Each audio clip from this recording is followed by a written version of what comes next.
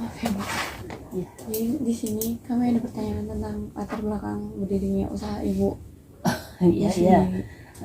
Tolong disebutkan semua dulu nanti biar saya Oke. bisa menyiapkan Di jawaban. sini ada kapan berdirinya usaha Ibu, terus mengapa Ibu milih usaha yang Ibu adain sekarang, Oke, iya. terus siapa pendiri usaha ini, Iya. usaha Ibu, dan berapa modal awal untuk ngediriin Iya. usaha ini. Iya, oke. Boleh langsung dijawab, Bu. Oh, Nanti boleh. kita bakal Iya. Iya, karena udah sering jawab jadi apa ya. Iya, iya. Kalau berdirinya kapan, Bu? Kalau boleh tahu. Tepatnya kalau rintisannya Iya. itu sebenarnya saya 2008 tuh udah ngerintis. Oke. Cuman waktu itu belum jadi usaha, masih kayak jalan aja gitu. Tapi resmi saya punya izin usaha belum lama sebenarnya, baru 2015-an.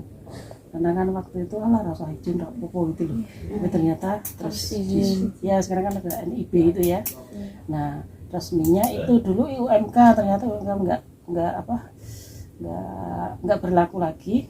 Sekarang NIB ya, NIB ya, nanti nomor induk berusaha itu. Jadi nek resminya ya itu, nek sebelum resmi sudah 2008 ya. Jadi ya. Kalau kenapa Ibu milih usaha ini, itu ada alasan tersendiri atau emang? Sebenarnya awalnya itu bukan usaha, awalnya hanya sebuah gerakan gitu aja. Waktu itu kan pemberdayaan. Waktu itu saya ketua PKK di sini. Pengen sesuatu gitu loh kita. Dari kelompok. Ya waktu itu ibu-ibu di sini waktu itu, tapi karena seiring berjalannya waktu kan nggak jalannya karena pengelolaannya repot ya kalau banyak orang itu. Iya benar. Iya kan. Terus ternyata sebuah usaha itu kan ada beberapa jabatan istilahnya, walaupun sekecil apapun pasti ada ya struktur organisasi itu. Jangan di sini kan ada yang kerja, ada yang maksudnya kesibukan masing-masing, sehingga awal berdiri itu kita hanya ya gerakan-gerakan gitu. Maksudnya karena ini terkait sampah ya, terkait limbah gitu. Itu cuman ikut lomba kebersihan, terus penyuluhan kayak gitu. Lah yang membuat kami jadi ini itu kan ada pemilahan sampah ya. Nah, sampah itu dipilah, ada sampah organik, ada sampah anorganik. Kalau yang organik kan kita jadikan pupuk itu loh, kan di sini ada beberapa yang bikin itu, yang sempat gitu ya, pupuk kompos itu. Kemudian yang tidak bisa dibuat apa-apa lagi dibuat di tempat sana, ada TPS ya, khusus TPS ini tempat pembuangan sementara gitu ya. Nah nanti kalau di sini setiap hari Selasa ya, sekarang itu diambil sama itu loh, truk yang kuning itu loh, dibuang ke pilihan gitu. Nah dulu waktu belum ada pemilahan, setiap hari itu truk itu ngambil di sini karena sampahnya luar biasa. Tapi semenjak ada pemilahan itu berkurang kan sampahnya, ada yang dibikin kerajinan, ada yang dijual, ada yang dimanfaatkan kembali gitu.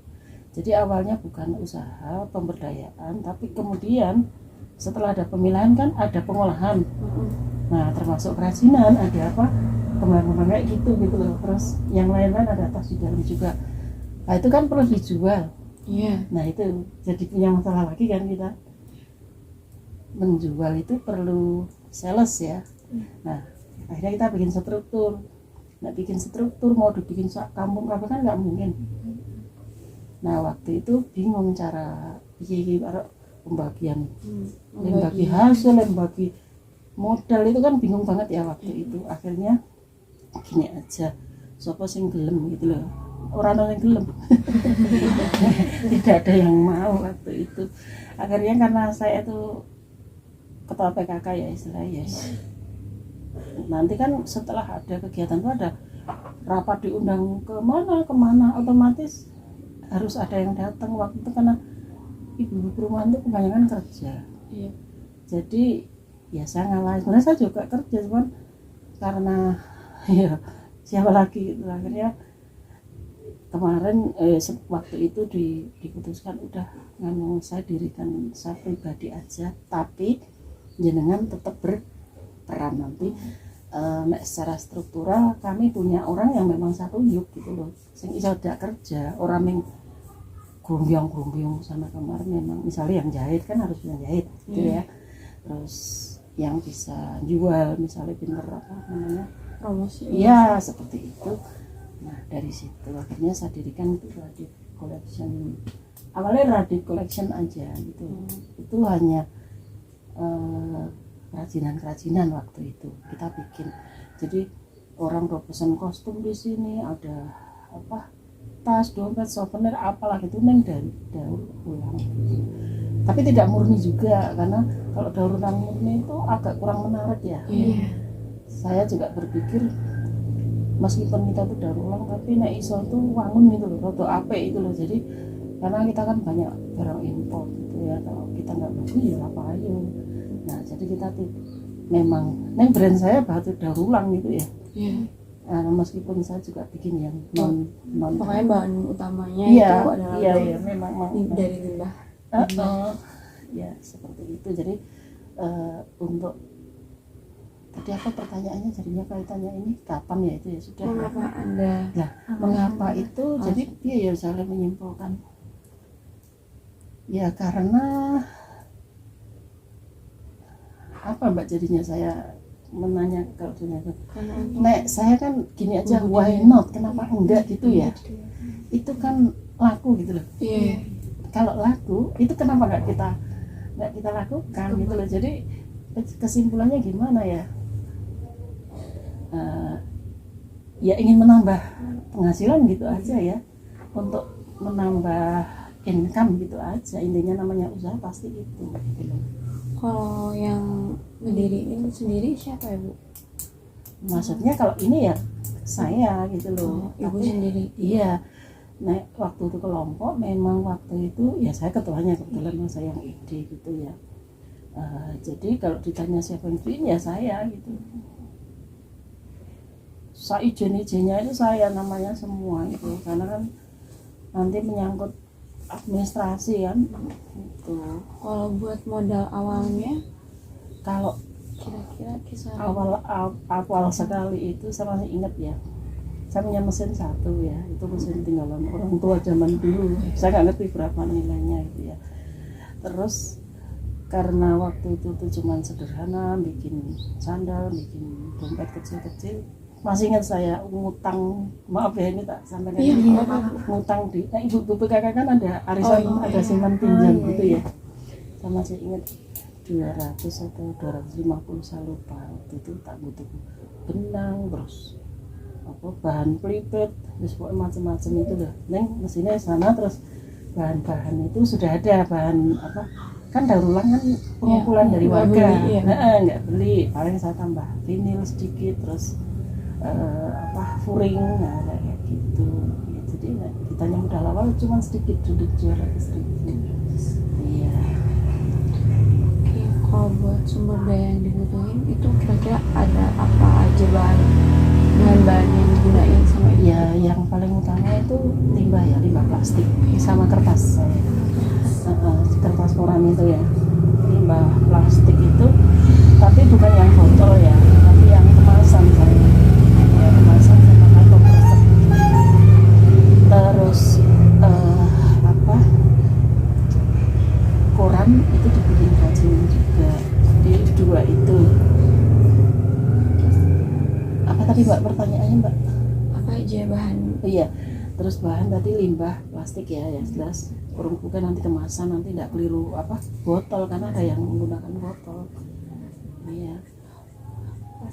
Dari plastik kemasan sama kresek ya dan lain-lain, karena banyak banget gitu ya. Botol kadang saya juga pakai, cuman nggak pokok gitu loh, karena dijual botol. Terus tambahnya vinil itu sama furing, kalau yang maksudnya beli di toko gitu loh. Soalnya kalau tas murni sampah itu elik itu loh. Kurang menarik gitu loh. Menarik dan kurang pantas dijual. Dulu sampai sama teman-teman itu lah kok Bupati kok jadi kok yuk, bisnis banget katanya gitu, bukankah ini gerakan sosial? Saya bilang gitu. Gerakannya memang sosial saya bilang gitu, tapi nanti kalau udah menyangkut jual beli saya bilang gitu, ini ada produk itu nggak boleh sembarangan saya bilang itu, nggak sembarangan nelek ya rapayu saya bilang itu. Akhirnya kita modifikasi, nah jangan tidak setuju ya nggak apa-apa saya bilang gitu. Nah, ini usaha-usaha saya ya saya kan harus cantik saya bilang gitu, nek elik ya rapayu gitu kan. Ada tuh nek mungkin adik-adik pas lihat di pameran itu tasnya ini elik banget itu loh, ada kan, cuma kayak nggak pantas untuk di itu ya. Saya nggak orang ya, tapi menurut saya memang harus cari kalau mau melakukan nah ini terutama itu ya. Terus saat ngejalanin usaha ibu tuh dibantuin atau ngerjain pure sendiri? Ada yang bantuin, cuman kan tidak bisa mengangkat secara resmi gitu ya. Misalnya sampah itu kan ada yang gunting-gunting itu loh, saya kan nggak mungkin gunting sendiri, itu ada yang nyetori tapi tidak saya angkat jadi pegawai gitu, enggak, cuman dia supplier ya, supplier. Terus jahit kalau pas ada pesanan banyak itu, misalnya kalau souvenir kan harus 500 atau berapa terus 1000 kayak gitulah, dia sudah apa kita calling ya, oh nanti ada, nanti kita beri contoh dikerjakan. Akhirnya kan sama dapat upah, saya juga dapat apa ya, sama-sama gitu ya. Ya itu ada yang bantuin, tapi terutama yang paling pokok kalau saya nggak diproduksi sih, karena kan saya harus di apa admin sama marketing ya sebenarnya. Saya lebih ke manage ya, yang memanage gitu ya. Terus suami saya karena waktu itu boleh uang sing diajak apa buat ya, bekerja sama kerjaan susah banget karena orang imitnya sampah gitu loh. Coba kalau ya mau ndak tak jadikan sekretaris di perusahaan yang bonafit itu ya mau, tapi tidak begitu tas sampah gitu. Tapi terus underestimate ya, betul. Nah terus tahun 2015 tuh recycle deklatnya itu kan ada apa N itu ya, apa dan itu awalnya kan Radit Collection. Kemudian itu tahun sebelum 2015. Nah 2015 nya itu yang saya nambah recycle pusdeklat. Recycle pusdeklat itu kayak pelatihannya gitu. Pelatihan cara buat ininya. Iya, karena banyak permintaan. Saya bilang lagi sama teman-teman di sini, kalau ada, kan sering ada tamu dari Papua, dari Kalimantan, dari Sumatera, dari luar-luar itu banyak kan. Nanti kalau pas ada tamu itu ibu-ibu di sini yang itu saya undang, maksudnya you sing jualan misalnya, kan nggak mungkin saya jualan dewi gitu ya, ini jualan, kamu butuh makan, you yang bikin makanan, nanti kan dapat uang juga.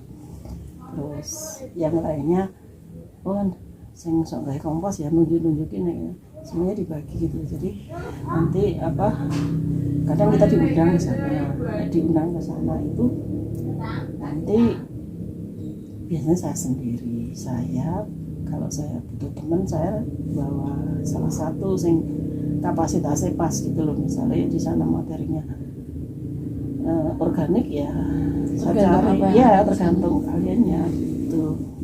Itu juga menghasilkan uang, sampai juga. Makanya kan banyak teman-teman yang datang ke sini itu sebenarnya yang paling pokok malah belajar.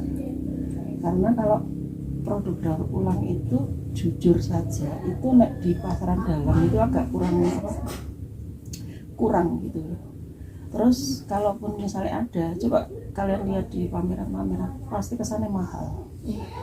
Lihat kan kalau pas ada pameran tuh, alah nih tas ekrek-ekrek kamu kok organik. Iya, coba besok pas ada pameran daur ulang kalian lihat itu masih mahal. Nah, tapi ya belajar. Jadi di Radit Collection itu sing paling banyak kegiatan malah itu di pusdiklatnya itu. Tapi sing itu juga banyak, misalnya pas Agustusan itu bikin kostum. atau Kartinian. Jadi kita punya apa kayak jadwal musiman gitu ya. Nah, itu juga jadi sumber apa penghasilan juga. Intinya kan jadi bisnis kan sekarang. Karena kan kalau tidak dibisniskan nanti kita mau bayar orang pakai apa? Nah gitu. Bukan mata duitan. Karena dulu ada yang bilang, oh nggak mau jadi mata duitan kita berangkat sosial. Dan masalahnya kalau sosial terus orang nggak dapat duit, nggak mau lama-lama. Bisa ngumpul ya, ya latihan ini. Nggak ada uangnya Nggak mau. Ya aku ada ini repot banget. Tapi begitu ada tamu orang paling senang banget ya, karena aku ikut ya pasti dapat lah rakyat berapa gitu. Kenapa tamu kan pasti kesini, Bu sekalian makannya ya, terus pelatihan kan bahannya kan saya bilang bahan kan saya nyiapin, nanti dengan bayar untuk pakai berapa, kadang minta penginapan. Ya karena saya tidak punya tempat nginap, biasanya saya kerja sama. Kalau minta hotel ya hotel gitu, penginapan atau homestay gitu ada, belum ya saya bagi bareng-bareng, tapi kan tetap saya yang manage gitu. Oke, selanjutnya tuh kalau buat tempat produksinya itu punya sendiri atau ibu nyewa? Nah kemarin itu saya sempat nyewa, tapi pas corona kemarin kan 2 tahun itu tidak saya perpanjang karena lama, atau kemarin cukup lama 2 tahun lebih ya, 2 tahunan itu. Terus saya bilang nggak usah diperpanjang dulu, saya mau lihat situasi dulu, saya bilang gitu. Karena orang fungsi kan 2 tahun nggak ada tamu loh, kita itu hampir 2 tahun itu nggak ada tamu, terus saya nggak perpanjang. Terus itu tadi misalnya ada produksi, pasangan sempit kayak gini ya, nggak mungkin mereka saya terganggu oleh istirahat. Nah ada jahitan ya tak suruh bawa ke sana gitu, ke tempat yang batu gitu, atau pas mau tongi udah dibawa pulang aja, nanti pas hari apa di sini gitu. Jadi tapi yang pokok ya di sini, makanya lembah kayak gini ya tempatnya kan. Berarti termasuk sendiri juga tempatnya, tempat sendiri ya, enggak. Kalau nyewa itu ya itu sebelum corona memang saya sempat nyewa kios di pinggir jalan sana, mungkin tadi kalian lewat gitu ya. Terus ini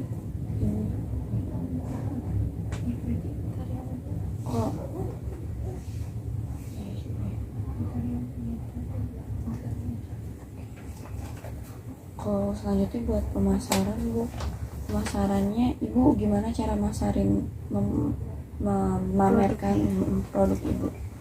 Pertama kalau yang pameran itu saya kan ikut dinas ya, karena ya supaya yang gratis gitu ya.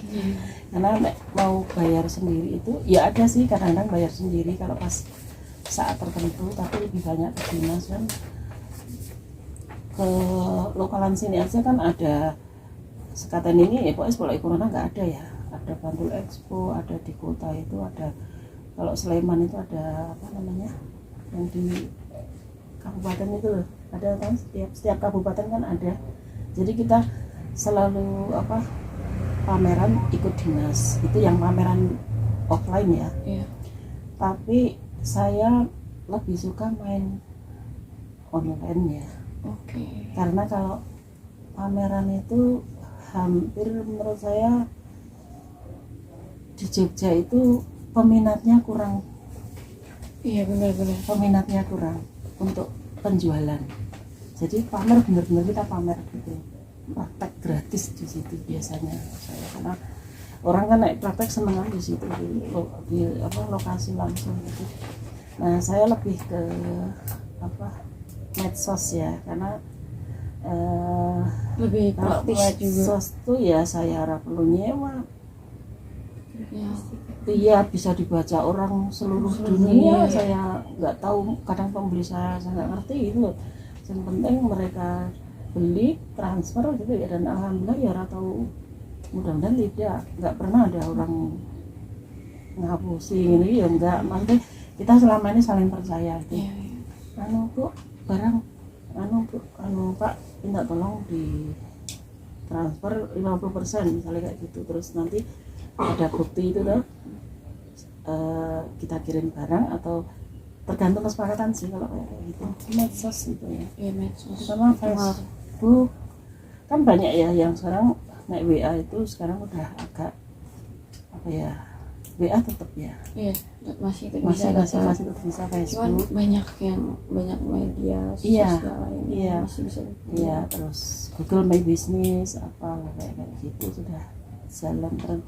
Jadi kita jadi sering muncul di Google kan kalau kita mau. Iya. Nah, itu kan enak. Mungkin kalian juga ngeliat di Google ya. Iya.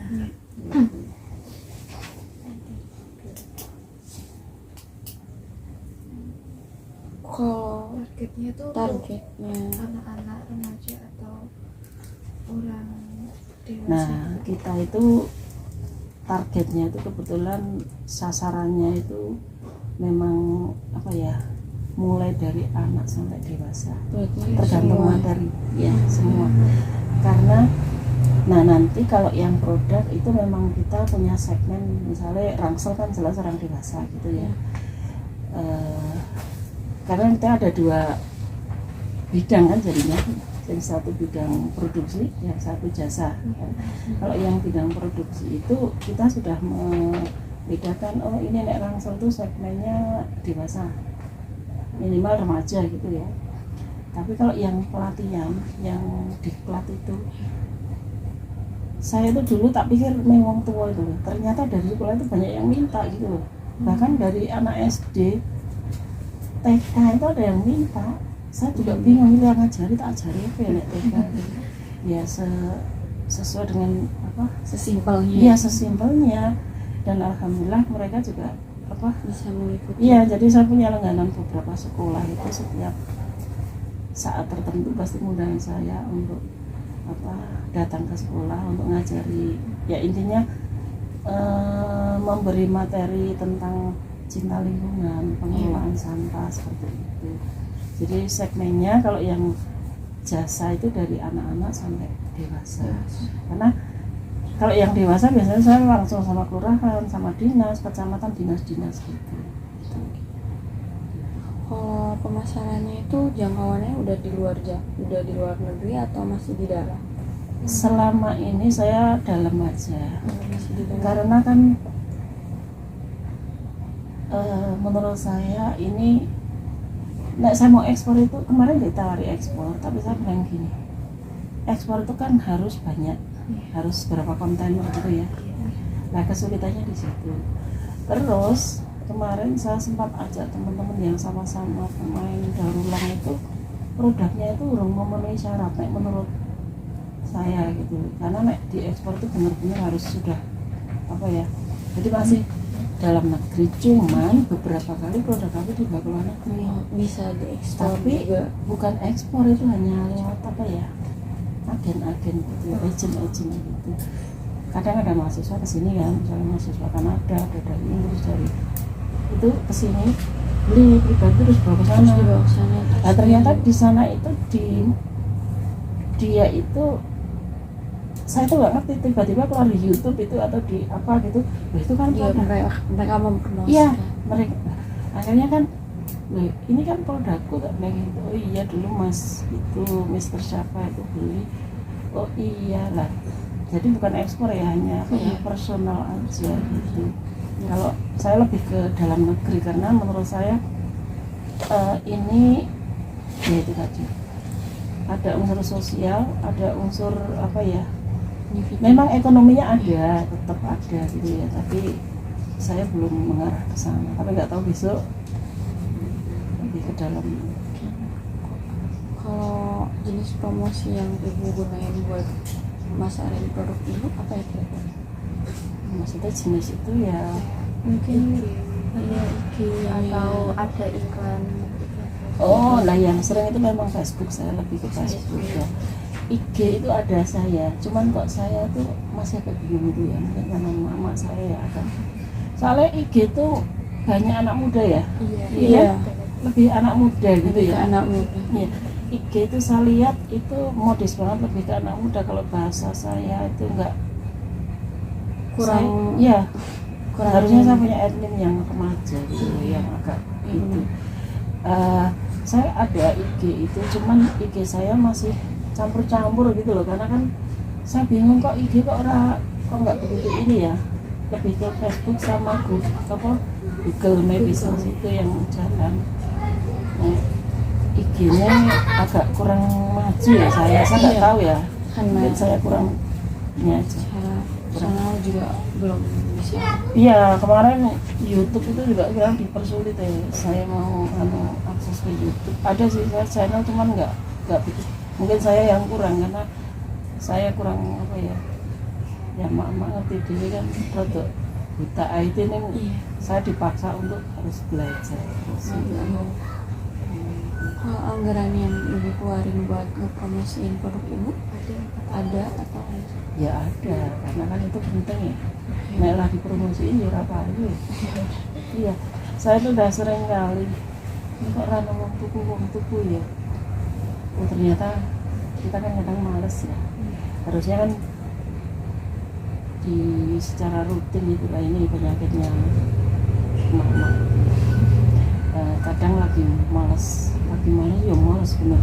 Padahal kan kita itu harus rutin posting, harus kita jadwal. Tapi kadang ya saya sendiri ngalami karena kesibukan kan di rumah ya sibuk di itu, jadi agak ya penyakitnya ya susah nyari waktunya. Iya, tapi saya kan belajar, saya kan juga punya mentor ya, selalu bilang Bu, ini tuh harus rutin, minimal itu seminggu itu dijadwal aja, nggak usah terus contoh ya 2-3 kali aja. Tapi memang benar ketika saya lagi kepengen wah posting itu ya cepet lah, ada ngefek gitu ya, seperti itu. Jadi itu Facebook yang paling banyak itu. Anak yang luar Jawa itu di Facebook juga, tapi nek komunikasi lebih banyak WA sana itu nek pedalaman agak ini agak susah ya, telepon biasa itu loh. Saya dulu ya ranya kok ya ampun neng WA kok racing gitu ya, tapi ternyata memang ya seperti itulah. Kalau usaha ibu ini punya sendiri atau bekerja sama usaha lain? Saya sendiri. Ya. Soalnya itu tadi saya awalnya gabung, tapi kita tetap punya kelompok gitu ya, punya kelompok. Artinya sama-sama kita gabung yang sejenis gitu ya, karena kadang kita kerjasama misalnya, saya harus bikin tas kayak gini, saya nggak mampu kalau 1.000, otomatis saya kan harus kerja sama yang sebenarnya mereka rival ya, kalau jenenge saingan kita, tapi saya belajar saingan itu diajak kerjasama ya. Meskipun kita hati-hati gitu ya, sana gini ya, kita harus kode etik tetap jalan gitu ya. Jadi kalau ini pribadi, tapi kita kerjasama dengan berbagai kelompok juga, dinas dan sebagainya. Selanjutnya ada sistem evaluasi Bu. Kalau dalam pembuatan produk itu ada evaluasinya nggak? Kayak misalnya tuh produknya itu ada yang Ya itu pasti ada, quality control ya ada pasti ya. Bahkan kalau mau dijual itu saya bilang, jadi kan bikin tapi saya yang kontrol, saya bilang itu nek orang masuk ya, soalnya nanti nek orang masuk lah dibayar, saya bilang gitu. Makanya ya saya yang ada quality control itu evaluasi, karena kita harus begini, karena sekarang konsumen itu pinter itu ya. Misalnya dulu kalau pesen tas katakanlah gitu, modelnya kayak gini gitu loh misalnya, tapi orang kan kadang pengen yang lain, pengen begini, pengen begitu, akhirnya kan saya berusaha pesen bisa request. Nah itu juga itu kan evaluasi juga bagi saya. Sekarang konsumen tuh senangnya ya seperti usaha yang lain, kita meskipun sama tapi kan pengelolaan harus tetap tetap baik gitu loh, supaya nanti hasilnya juga baik gitu. Ada mbak, evaluasi itu ada. Jelas. Butuh berapa lama untuk ibu mengevaluasi produknya? Tergantung, kan produk itu bermacam-macam ya, ada tas, ada payung, ada sandal, ada ini kan berbeda-beda tergantung kesulitannya gitu ya. Tapi biasanya untuk evaluasi itu kalau yang kecil-kecil itu kita sehari itu harus selesai gitu ya. Tapi kalau yang agak rumit misalnya tas koper itu loh, tas koper itu kan agak sulit toh. Biasanya kita evaluasi untuk ini pasnya itu bisa sampai 1 minggu, memang agak lama gitu ya. Kita kan bikin tas koper itu ya, itu dulu juga dari pengalaman karena di bandara itu saya pernah tasnya itu keliru, udah hitam polo kan sama kayak yang orang punya tas sama. Saya saking capeknya itu tas saya bu, bukan ini tas saya bilang gitu. Coba dilihat itu apa suratnya itu kan ada kan namanya apa ID cardnya itu. Oh iya maaf ya mas, saya hilaf ya, saya punya saya persis saya gitu. Dari situ saya timbul ide bikin dari daur ulang itu loh. Sehingga masih di sana mau naik pesawat gitu, di sana itu wah itu barang bos meeting Beda. iya beda gitu. Selanjutnya kan kalau misal ibu dapat pesanan banyak, itu kan ibu berarti butuhin karyawan. Berapa bu biasanya karyawannya? Ya tergantung pesanan, kita kan borongan ya modelnya. Saya memang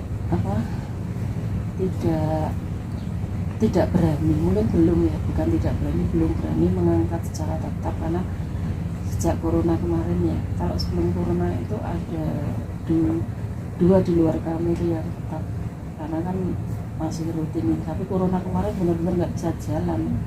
Di kelas saya yang keluar itu di pending semua karena nggak boleh keluar. Terus setelah ada vaksin itu pun masih ada vaksin 1, 2, room 3 room bisa keluar Jawa, pending semua. Jadi sekarang modelnya borongan, ada pekerjaan ya nanti borongan aja per berapa. Jadi tergantung. Iya tergantung pesanan. Tapi saya tetap bikin karena apa?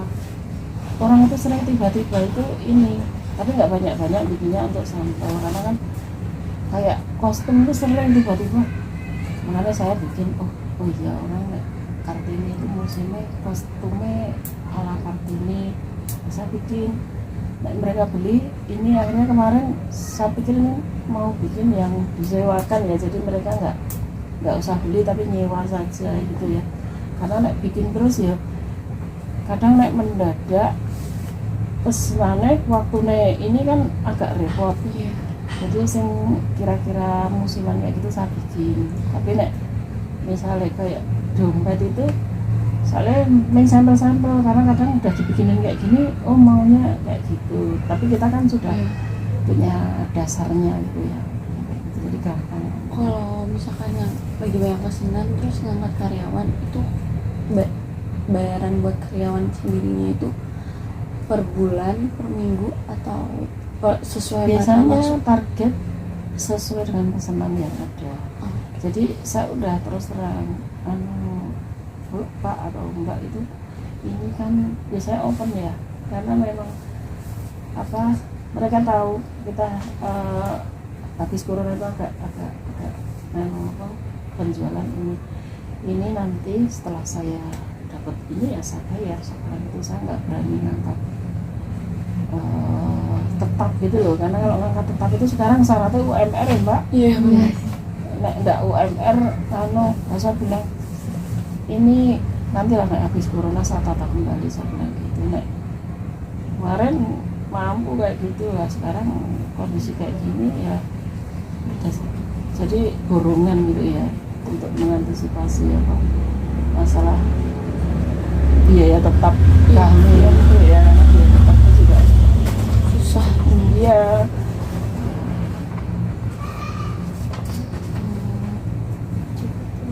Kayaknya udah semua Bu, udah dijawab semua pertanyaannya. Nah ini tugas apa sih? Kalau PKWU prakarya. Oh iya. ya ya, masih ada yang mau ditanyain apa gitu mungkin. Saya rasa udah cukup karena udah dijawab semua pertanyaan kita itu. Oh ya, ya gitu aja. Terima kasih. Nanti tolong sampaikan teman-teman ya, semuanya kita, kalian anak muda, untuk sampah ya terutama. Sampah itu kelihatannya jijik banget gitu. Tapi mau orang miskin, mau orang kaya, mau orang kecil, orang dewasa semuanya menghasilkan sampah. Jadi kalian lah yang mulai ini, minimal orang sembarangan buang gitu ya, minimal itu ya. Karena kalau kita menuntut orang saklek itu juga nggak bisa. Tapi minimal kalian yang nyantoni di mobil mau buang apa sembarang, aduh seperti sampai kecil ya, oh mau buang bungkus permen daripada dibuang masuk kan itu nanti di rumah, nggak tega gitu ya. Iya, tapi kan masih ada kadang udah saya lihat aku dari mobil keluarin apa gini, aduh gimana. Nah makanya kan edukasi ini dari TK. Saya memberi edukasi anak TK itu untuk buang sampah di tempatnya gitu ya, masih di tempatnya, karena anak TK belum apa masih. Iya, ini kalau pasti enggak buang sampah sembarangan bikin banjir katanya, padahal dia belum ngerti banjir logikanya gimana, bikin banjir gitu ya gitulah ya. Mudah-mudahan kalian sukses ya. Amin. Makasih banyak waktunya. Sama-sama, ini saya juga terima kasih kalian bawa rasa repot-repot kesini konsultasi gratis, kecuali nek jenengan misalnya aku mau belajar bikin kerajinan apa gitu, nanti kan bahannya saya siapkan, ini uang bahan sekian gitu, silakan. Terus nanti kalau untuk instrukturnya ada juga, bisa kita perhitungkan gitu ya. Teman-teman sini aja jadi ya, tapi kalau kayak gini itu insya Allah nggak ada biaya gratis, kalian kesini aja saya udah senang ya. Ini tadi ibunya. Iya, ibu. Rumahnya mana ini? Jombor.